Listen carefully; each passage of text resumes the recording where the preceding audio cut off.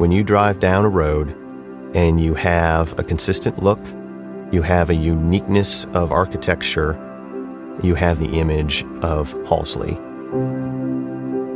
Halsley is an 800-home community here in Midlothian, Virginia. The overall community is based on authentic architecture. It is an all-cementitious siding neighborhood, which is unique for Richmond, and in 2016, it was voted Best Master Plan Community in America. When East West Communities started Halsley in 2013, the first thing we did was interview current residents of the community.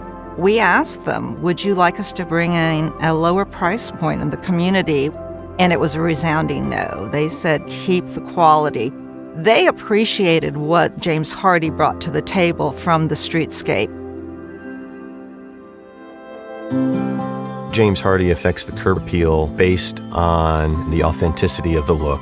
It allows you to have all sorts of different architectural dimensions and exterior looks. Without the shadow lines, without the profile, without the consistency of the James Hardie product, you don't get that authenticity. Having that consistency, having that reliability is the most important thing that Halsley and East West can bring to the table and to our customers.